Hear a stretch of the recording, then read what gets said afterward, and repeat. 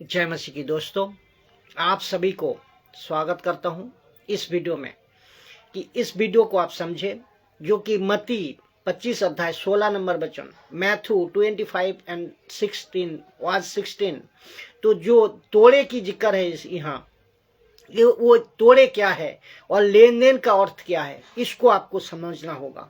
तो मत्ती 25 अध्याय 16 नंबर वचन जहाँ पे लिखा है तोड़े दिए गए थे, तो एक को 5, एक को 2, एक को 1। इसका वीडियो भी मैं पहले बना चुका हूं, फिर भी तो अब इसको समझे आप कि इसको समझना होगा कि अभी आज एक दूसरे एंगल से आपको समझना होगा कि अभी आप आज के युग में इसको हम कैसे ले सकते हैं और कितना ले सकते हैं।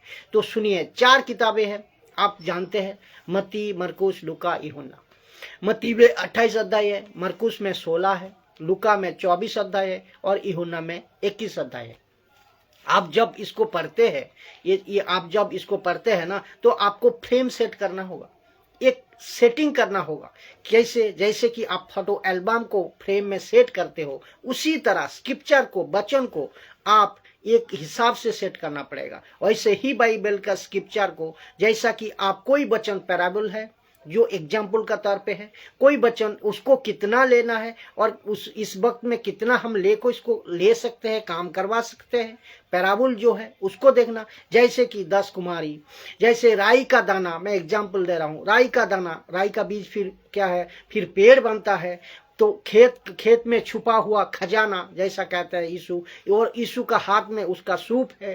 तो ऐसा करको बहुत सारे चीजों जब हम इसको पढ़ते हैं, तो फिर उसको हमें देखना है कि अरे ये तो यहूदी के लिए बोला गया था, अरे ये तो अन्य जाति के लिए बोला गया था, अच्छा ये पैराबल वचन है, अच्छा इसको हम कहाँ तक ले सकते हैं।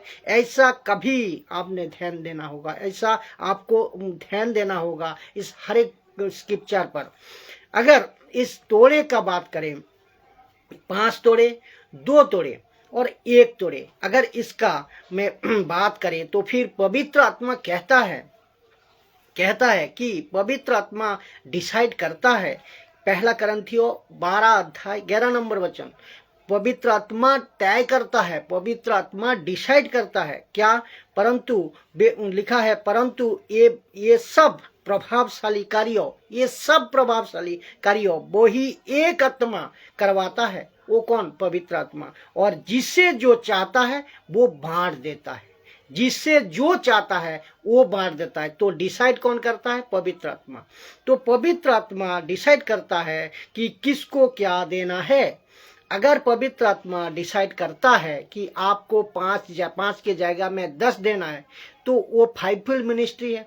अगर किसी को एक मिनिस्ट्री मिलती है, किसी को 5-fold टोटल मिनिस्ट्री मिलती है, तो फाइनली 5-fold मिनिस्ट्री मिलती है। तो इसको एक दान मिलता है, किसी को एक दान मिलता है और किसी को टोटल 9 दान भी मिलता है। तो ये सब तय कौन करता है? पवित्र आत्मा। तो क्यों तय करेगा वो भी आपको बताता हूं कि मिनिस्ट्री के हिसाब से। जैसे पौलुस की बात आप करें, देखिए पौलुस तो दान से भरा पड़ा था, पौलुस परमेश्वर के दान दर्शनों में भरा पड़ा था, पौलुस के पास सब प्रकार के मिनिस्ट्री था। वो अपोस्तल की था, वो प्रॉफिट भी था, वो क्या है, एवेंजलिस्ट भी था, वो बाइबल टीचर भी था। और उसके पास में टोटल 9 दान उपलब्ध होते थे, तो 5 या 2 कोड़े की जो बात आप कर रहे हो, तो इसका आंकड़ा तो यहीं पे कट गया। अगर ऐसा कहे कि ये मिनिस्ट्री है, तो 5 और 2 का आंकड़ा तो कट गया यहाँ पे। तो किसी एक वचन को, स्क्रिप्चर को आप सिद्धांत नहीं बना सकते, क्योंकि उसको 5 मिला, उसको 2 मिला, किसी को 1 मिला है। लेकिन ये क्या है कि आज के युग में सेविकाई हो सकता है, आपका टैलेंट भी हो सकता है। देखिए, लेकिन जिसको जैसे टैलेंट कहते हैं ना, तो ये आपको समझना होगा। कुछ वर्शिपर वो कहते हैं कि मुझे परमेश्वर ने टैलेंट दिया है गाना गाने का, तो मैं पूरी जिंदगी यही करता रहूंगा। तो गलत हो जाएगा।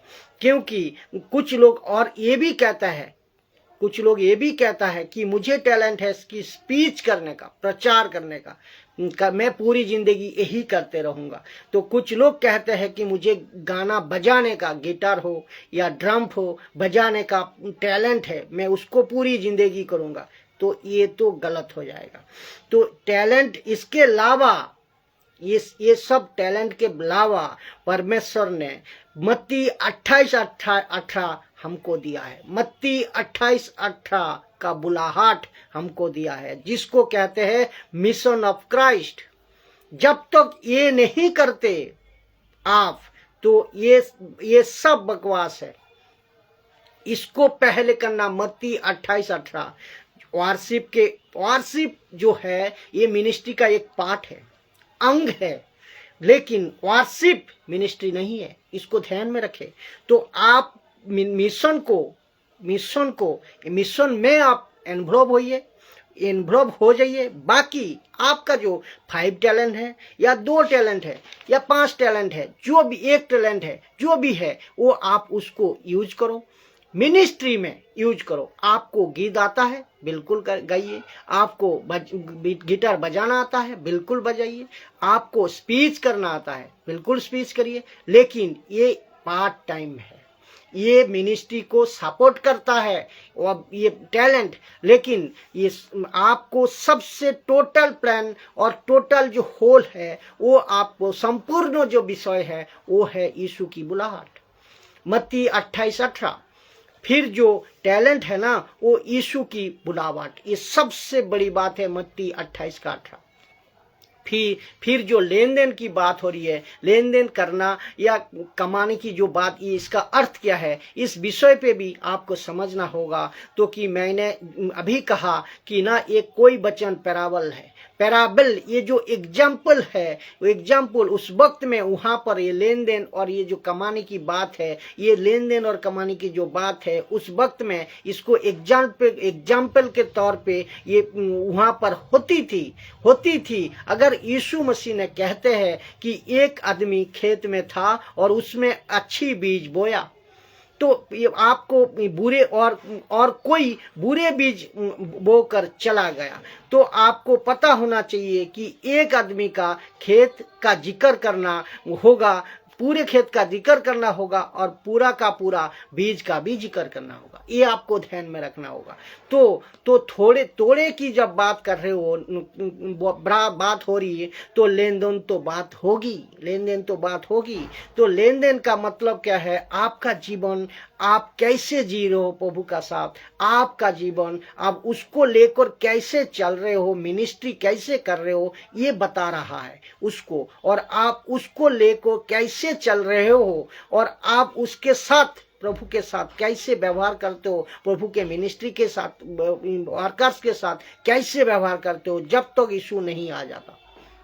इसको कहता है लेन देन, जिसके इसीलिए प्रकाशित वाक्य 22:11 में कहता है, 22:11 में कहता है, लिखा है कि जो पवित्र है वो पवित्र बने रहो, जो पवित्र है वो पवित्र बने रहो, जो धर्मी है वो धर्मी बने रहो। और जो क्योंकि मैं हरेकों का उसका कामों के हिसाब से, लेन देन का हिसाब से, अभी लाइन आ रही है, लेन देन का हिसाब देने के लिए मैं आ रहा हूँ, यीशु कह रहा है। तो जो पवित्र है पवित्र बने रहो, जो धर्मी है धर्मी बने रहो, और मैं हरेकों का कामों का हिसाब देने के लिए मैं आ रहा हूँ, ये विषय है।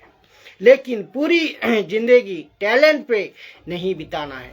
और आपको मेन काम क्या है कि संपूर्ण विषय निर्णय जो है मत्ती 28:18, तो चेला बनाना है।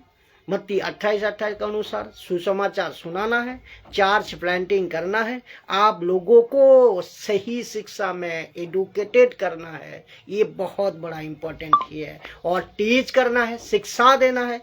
किसकी शिक्षा? यीशु की शिक्षा, सही वचन का साथ, सही कॉन्टेक्स्ट का साथ, बिल्कुल परफेक्ट देना है। और इसके बीच में आपका टैलेंट और यूज होता है, अगर यूज होता है तो करो आप, जो टैलेंट है आपका पास, स्पीच करने का है करो, आपको गिटार बजाने का है करो, आपको गाना आता है आप करो, ये एक पार्ट है, मिनिस्ट्री नहीं है। मिनिस्ट्री मत्ती 28:18 बुलाहट वो मेन चीज है, आप ध्यान रखें।